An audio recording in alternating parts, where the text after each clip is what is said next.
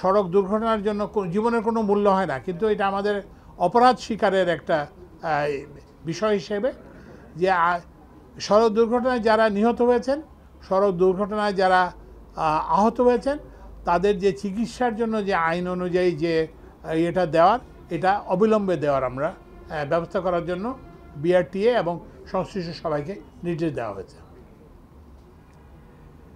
এরপরে আমরা যেটা আলোচনায়, দীর্ঘ আলোচনায় যেটা আসলো, যে এটা তো একটা হচ্ছে যে ঠিক আছে আমরা অপরাধ স্বীকার করলাম, আমরা অপরাধের দায়িত্ব স্বীকার করে আমরা ফ্যামিলিদেরকে কম্পেনসেট করলাম, কিন্তু এই সামনে ভবিষ্যতে এটা কিভাবে কমানো যায়। তো ওই জন্য বিআরটি এর যারা কর্মকর্তা কর্মচারী তাদেরকে পরিষ্কার বলে দেওয়া হয়েছে, যদি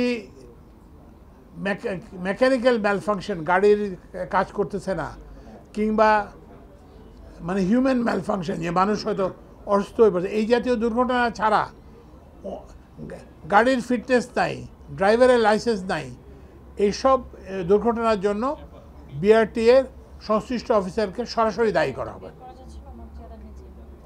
তো সুতরাং এই দায়িত্বটা, এইসব মৃত্যুর দায়িত্ব তাদের উপর আসবে এবং এই জন্য তাদেরকে আইনানুগ ব্যবস্থা নেওয়া হবে এবং সেটা তাদেরকে বলে দেওয়া হয়েছে। এরপরে আরেকটা জিনিস আমরা দেখছি যে আমাদের একটা ড্রাইভিং লাইসেন্স এবং এইসব ফিটনেস ইস্যু করার একটা প্রক্রিয়াটা অনেক জটিল, এটা বজ্র আটুনি ফসকা গিরো, একটা কি যেন বলে, কি এডিএম এর নেতৃত্বে কি কমিটি আছে, কমিটি লাইসেন্স দেয়। আমি এই জাতীয় উদ্ভট কোথাও আমি শুনি না। তো ওই জন্য এখন থেকে লাইসেন্স দেওয়ার ব্যবস্থাটা আরও সহজ করা হবে, কিন্তু এফেক্টিভ করা হবে। মানে শুধুমাত্র যিনি নিরাপদে গাড়ি চালাতে পারবেন তাকে আমরা লাইসেন্স দেওয়ার ব্যবস্থা করব। এইটার জন্য আমরা প্রথমেই জোর দিয়েছি ড্রাইভারদের প্রশিক্ষণের উপর, এবং এই যে সরকারের যেসব প্রশিক্ষণ একাডেমি প্রতিষ্ঠান আছে, বিআরটিসি, তারপরে হচ্ছে যে এসসিআইপি, তারপরে পুলিশ, যাদের এইসব ট্রেনিং স্কুল আছে, সেখানে আমরা এদের একটা ট্রেনিংয়ের, ড্রাইভারদের আমরা একটা ট্রেনিংয়ের ব্যবস্থা করব। এছাড়াও যারা প্রাইভেট সংস্থা আছে, যারা ইলিয়াস কাঞ্চনের সংস্থা আছে, তারপরে এনজিও আছে, ব্র্যাক, যারা প্রশিক্ষণ দেয়, সেখানে আমরা প্রশিক্ষণের এবং এই প্রশিক্ষণের একটা গুণগত মান যাতে থাকে, সেটা আমরা ব্যবস্থা করব। তো ওই জন্য ওই যে লাইসেন্সিংয়ের যে বর্তমান জটিল ব্যবস্থা, সেটা থেকে সরে এসে আমরা ড্রাইভারের প্রশিক্ষণের উপর জোর দেব, ড্রাইভারের দৃষ্টিশক্তি ঠিক আছে কিনা, আই টেস্ট, এটার উপর জোর দেব, এবং ড্রাইভার এই যে ডোপ টেস্ট, যে মাদকাসক্ত কিনা, সেটার উপরে আমরা জোর দেব।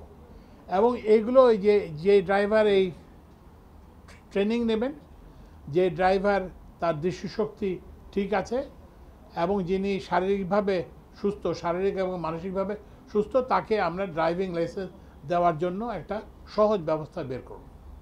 এবং আপনারা জানেন যে কয় লক্ষ ড্রাইভিং লাইসেন্স পেন্ডিং আছে, 4.5 লক্ষ ড্রাইভিং লাইসেন্স দেওয়া পেন্ডিং আছে। তো এইগুলো আগামী মার্চের মধ্যেই সবগুলো লাইসেন্স ইস্যু হয়ে যাবে, এগুলো সবগুলো লাইসেন্স ইস্যু হয়ে যাবে। তো এইটা আমরা ড্রাইভিং লাইসেন্সটাও করব। আচ্ছা, এরপরে হচ্ছে যে গাড়ির মালিকানা স্থানান্তর, মালিকানা পরিবর্তন। আপনারা হয়তো দেখছেন যে কিছুদিন আগে দেখা গেছে যে একটা লোককে স্ট্রেচারে করে এসে ওই যে কি বলে যে মালিকানা পরিবর্তন হয়ে যায়। এটা অগ্রহণযোগ্য, সিম্পলি এটাকে এই ধরনের ব্যবস্থা মেনে নেওয়া যায় না। তো ওই জন্য এখানে দুটা এই জাতীয় ক্ষেত্রে বিআরটির অফিস থেকে লোক সেই মালিকের রেখে যাবে, যে যদি কেউ অসুস্থ থাকে, এরকম যদি অসুস্থ হয় তাহলে সেখানে যাবে, অথবা প্রয়োজন বোধে ওই যে ভিডিও কল কিংবা কিছু করে তাকে ওই যেটা বললাম যে মালিকানা হস্তান্তরে হবে। এরপরে আমরা আরেকটা সিদ্ধান্ত নিয়েছি যে ফিটনেসের ব্যাপারে। তো ফিটনেস, আপনার গাড়ির যে ফিটনেস টেস্ট একবার তো হয়ে গেল, এরপরে যখন আপনার রিনিউয়ালের সময় আসবে, আবার যখন দেখার সময় হবে, তখন বিআরটিএ থেকে একটা মেসেজ যাবে যে আপনার গাড়ির ফিটনেস করার সময় হয়েছে, এবং এই ফিটনেস টেস্টের এবং একটা সময় দিয়ে দেওয়া হবে যে আপনি 15 দিনের মধ্যে এসে আপনি এটা ফিটনেসটা করাই নেবেন।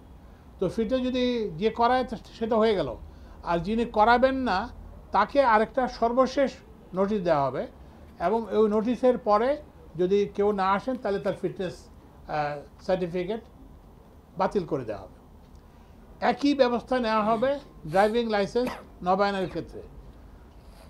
একটা নোটিশ দেওয়া হবে যে আপনার ড্রাইভিং লাইসেন্স এখন রিনিউয়াল করতে হবে, এই 15 দিনের মধ্যে আপনি এটা রিনিউয়াল করবেন, এবং এরপর একটা বর্ধিত সময় শেষ সুযোগ দেওয়া হবে। শেষ সুযোগ যদি দেওয়া না হয় তাহলে আমরা এই কী বলে যে এই ড্রাইভিং লাইসেন্সগুলো বাতিল করে দেব।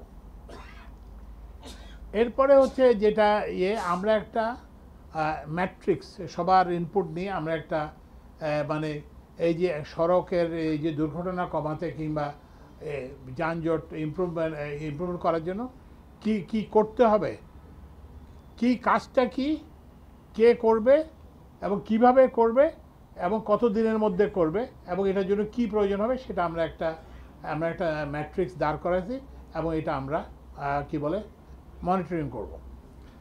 আর এরপরে যেটা হয়েছে সেটা হচ্ছে যে আপনারা জানেন যে আমরা এর আগে একটা ওই বিদ্যুৎ ভবনে একটা মিটিং করে বলছিলাম যে বিআরটিএকে 1 মাসের সময় দেওয়া হয়েছে ইমপ্রুভ করার জন্য।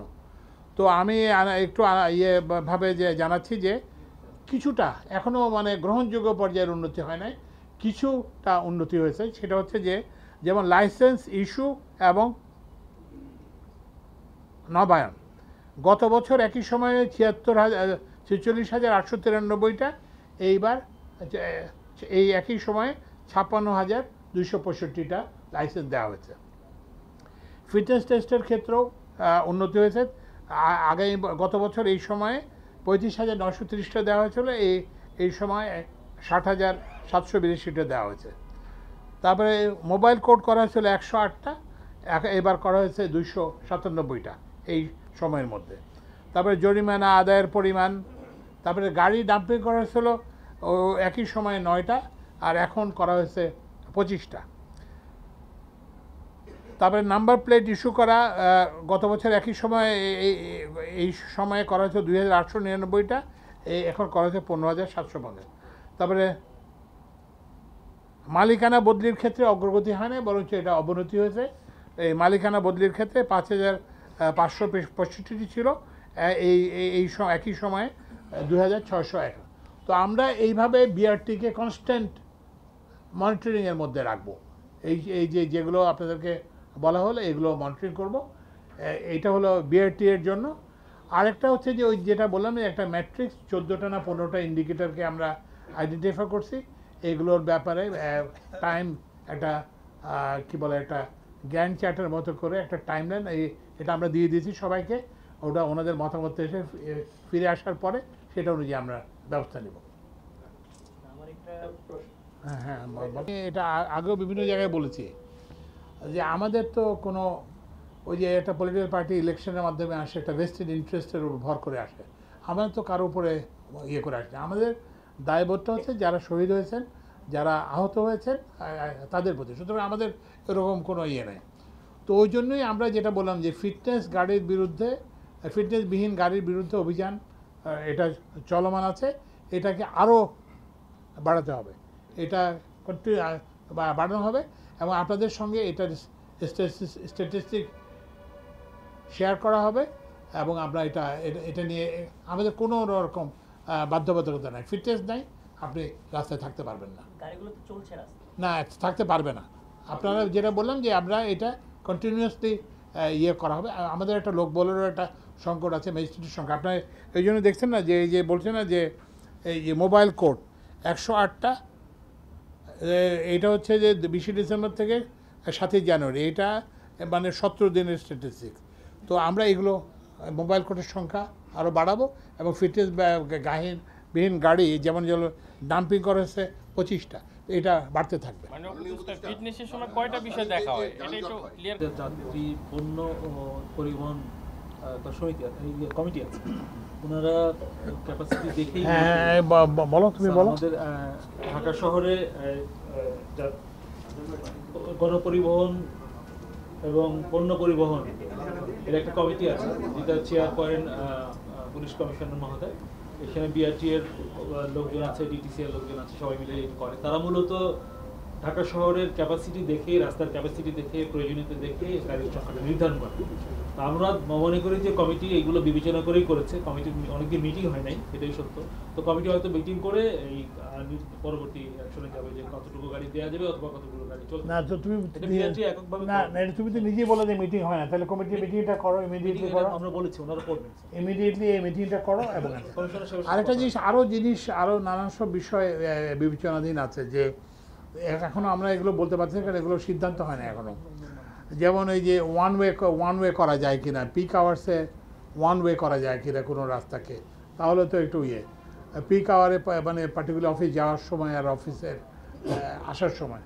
তারপরে হচ্ছে যে অফিসের টাইমিং, সেটা হচ্ছে যানজট সংক্রান্ত একটা আলাদা কিছু আমরা কাজ করতেছি। তারপর হচ্ছে যেসব জায়গায় বেশি কনজাস্টেড সেখানে রোড প্রাইসিং করা যায় কিনা, সেটাও বিবেচনা দিতে আছে। তো এই জন্য নানা জিনিস আমরা চিন্তা করতেছি, কিন্তু সেটা যানজট রিলেটেড ইস্যু।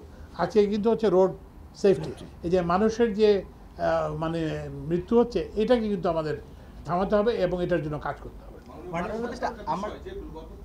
প্রথম মিটিংটা ছিল বিআরটি এর কর্মকর্তা, এখানে সব জায়গা থেকে লোক আসছিল, বাইরে থেকেও, বিভিন্ন জোন থেকেও সবাইকে লোক আসছে, এবং তাদেরকে খুব স্পষ্ট ভাষায়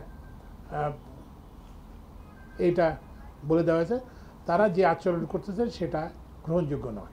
এটা 1 নম্বর। 2 নম্বর, আমি তাদেরকে এটাও বলছি যে সরকারের অনেক দপ্তর কিন্তু বিলুপ্ত হয়ে গেছে।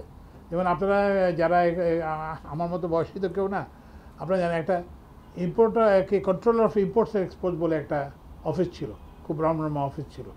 সেই অফিসটা এখন নাই। অফিসটা না থাকার কারণটা হলো যে ওরা মানে মানুষকে যে সেবাটা দেওয়ার কথা সেটা দিতে পারে না, ফলে ওই অফিস আমরা বন্ধ করে দিই। তা আমরা এইটাও বলেছি যে বিআরটি ওদের যদি পারফরমেন্সে যদি ইমপ্রুভমেন্ট না হয়, আমরা বিআরটি বন্ধ করে দেওয়ার কথা চিন্তা করব। তো সুতরাং ওদেরকে যেটা বললাম যে কয়েকটা জিনিস বিআরটি কর্মকর্তাদেরকে বলা হয়েছে, কর্মচারীদের বলা হয়েছে।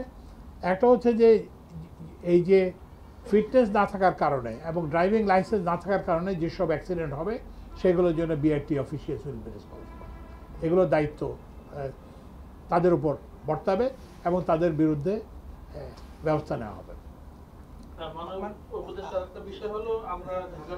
তো আমরা যেটা বললাম যে একটা জিনিস হচ্ছে যে একটা দীর্ঘদিনের একটা অভ্যাস, দীর্ঘদিনের একটা ইনার্শিয়া, এটা তো আর একদিনে চলে যাবে না। তো ওই জন্য আমি যেটা বললাম, ওই যে আপনাকে যে পরিসংখ্যানটা দিলাম, আমরা উই সি সাম ইমপ্রুভমেন্ট, আমরা এখনও এটাতে স্যাটিসফাইড না। বিআরটি চেয়ারম্যানকে বলা হয়েছে যে ঠিক আছে, কিছুটা উন্নতি হয়েছে, কিন্তু এটা গ্রহণযোগ্য পর্যায়ে আসে নাই। তো এইটাকে আরও এক্সপিডাইট করতে হবে, তাদেরকে সেই নির্দেশ দেওয়া হবে। এবং আমরা এটা ওই যে কনস্ট্যান্টলি মনিটরিংয়ের মধ্যে রাখবো। Every week, every fortnight, every month আমরা মনিটরিং করব, এবং আমরা এক পর্যায়ে ওই যে কঠোর সিদ্ধান্ত যেটা, সেই সিদ্ধান্তের দিকে নাহলে যেতে বাধ্য হবো। বাট আমাকে বিআরটি এরা প্রতিশ্রুতি দিচ্ছে যে তারা they will improve their performance. এবং ওদেরও কিছু গ্রিভান্স আছে, যেমন ওদের লোক বলের সংকট আছে, গাড়ির সংকট আছে, তারপর নানান রকম আছে। আমরা এগুলোও বলছি যে রিঅ্যালোকেশন অফ ম্যান পাওয়ার, যেমন এখানে বিআরটির সদর দপ্তরে 228 জন কর্মচারী আছে, কর্মচারী আছে। তা আমরা বলছি না, এখান থেকে লোক বল সরিয়ে ফিল্ডে দিয়ে দেওয়া হোক, যাতে করে ওখানে যেখানে সার্ভিস মানুষ পাচ্ছে না, সেখানে মানুষ যাতে সার্ভিসটা পায়। আচ্ছা, ব্যাটারি চালিত যানের ব্যাপারে এটা একটা আলাদা, যেটা বললাম যে এটা যানজটের ইস্যুটা আজকে আমরা আলোচনা, কিন্তু আরেকদিন আমরা আলোচনা করেছিলাম। এবং ওই যে লোকাল গভর্নমেন্ট, তো এখনও এটা প্রক্রিয়াধীন আছে, এখনও এটা সিদ্ধান্ত হয় নাই।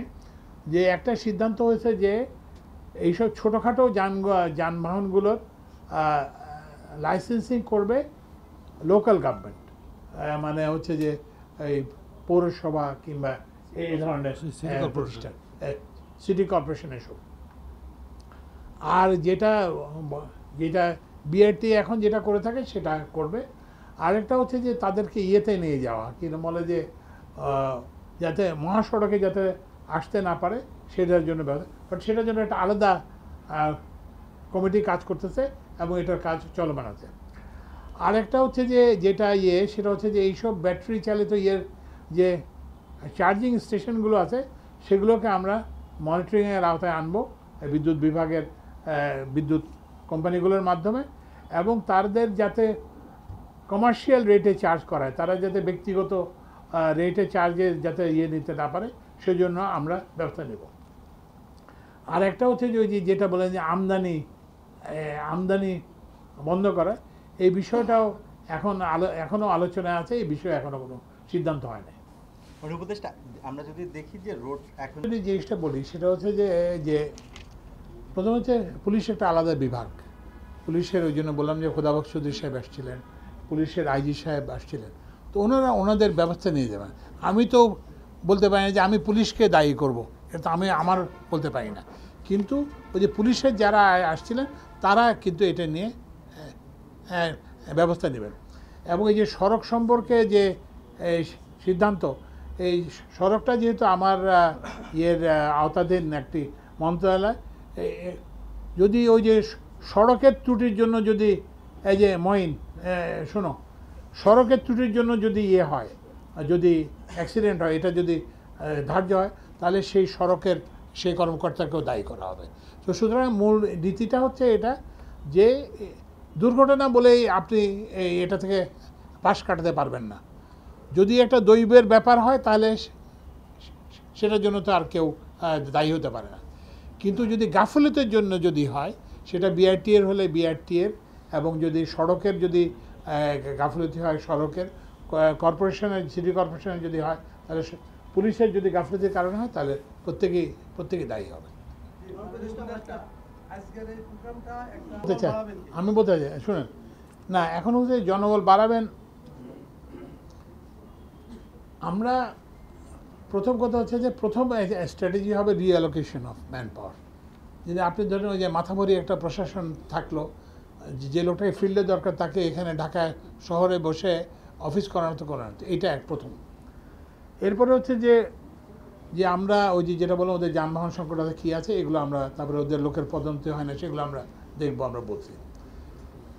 কিন্তু আমরা এগুলো কিছু জিনিসকে আমরা আউটসোর্সিংও করতে হবে।